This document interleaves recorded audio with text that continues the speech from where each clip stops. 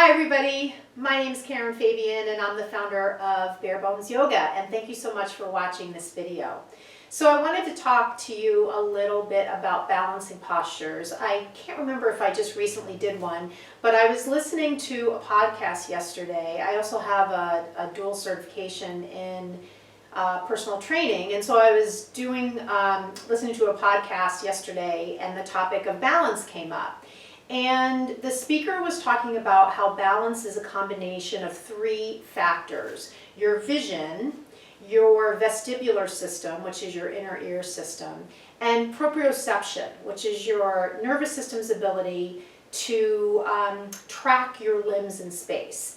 And I was thinking about this as it applies to yoga. And certainly, if we just look at the last one, proprioception, let's say when you come into something like Warrior 2, you can't see your arm back here, but oftentimes cues will be to that arm and that arm's position relative to this arm. So in other words, you might hear level your front arm with your back arm.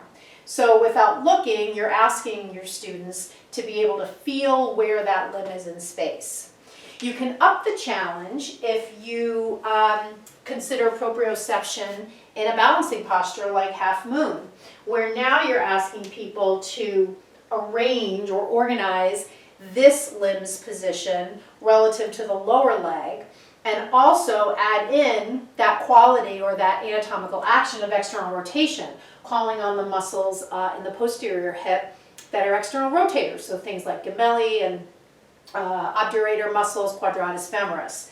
So here, if you cue to that back leg, you're asking their proprioceptive ability to kick in, to kind of arrange it in such a way that it's aligned and that the muscles supporting, especially something like that straightness of the leg, are engaged. So here we're talking about quadriceps, which are your leg straightener muscles.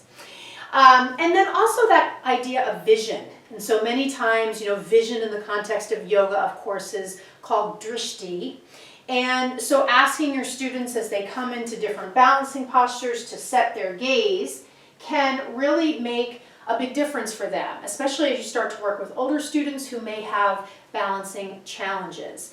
And the other thing that's interesting, and I've seen this reference a number of times in different exercise science studies and journal writings and things like that, more on the science and data side, is that the eye position has an impact on the concentric contraction of certain muscles that control head positioning. So here we're talking about sternocleidomastoid or some of the deep neck extensors and flexors.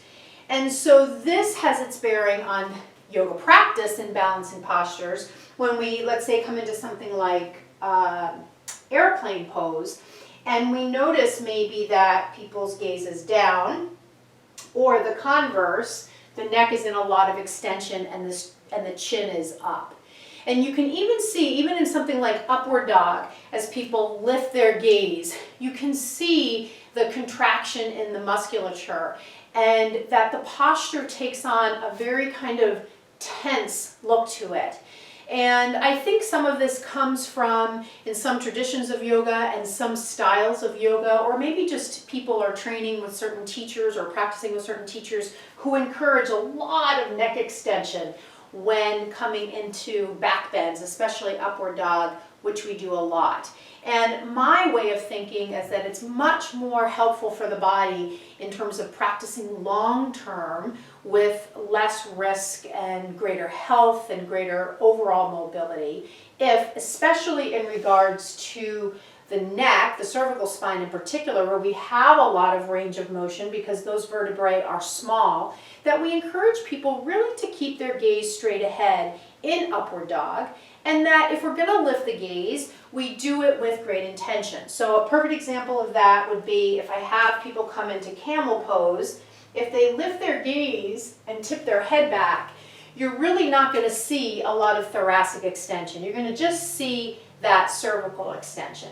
But if I have them, imagine I'm on my knees here, if I have them in camel pose and I ask them to keep their gaze straight ahead, but extend through their thoracic spine, so bend, you could say, bend through your thoracic spine, press your hips forward, you'll see that just that shift in vision, that cue to not look up just quite yet, will encourage more movement in the thoracic spine, where it's already pretty stiff because of the physical structure of that part of the body with the rib cage. And so the spine, the cervical spine is going to be a lot more mobile. People are going to tend to just go doot doot, and they're going to think, oh, I'm in the pose. And it's like, no, not really. I want you to keep your gaze straight ahead, but still take the tops of your shoulders back, extend through your thoracic spine, however you want to refer to it. So that gets to proprioception and gaze. And then the last part of balance has to do with the inner ear system. There's not much we can really do to that in terms of cueing. This is more just kind of part of, you know, how the body regulates itself in terms of balance. You can certainly think, if you're someone like me who gets motion sickness, there's not much you can do about that in the moment unless you maybe take something like Dramamine or do some deep breathing or look at the horizon.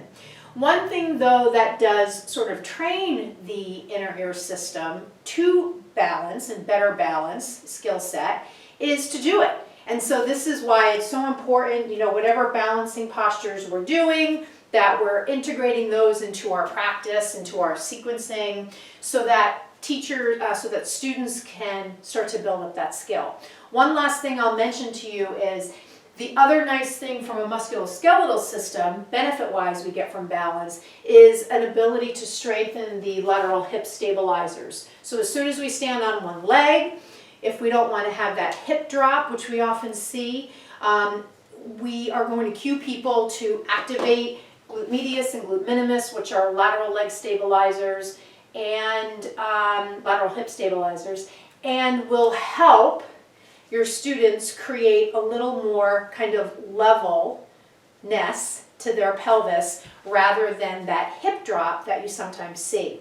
And remember, if you see hip drop in a yoga pose, you're probably going to see it in different things. So they might stand with hip drop, they might run for exercise with a lot of sway in the hips, and certainly from, you know, kind of an efficiency of movement perspective, it's really, really helpful to keep the hips level as we're moving in that forward plane. So to do that, we need to have good musculoskeletal support, and those two muscles that I just referred to are part of that.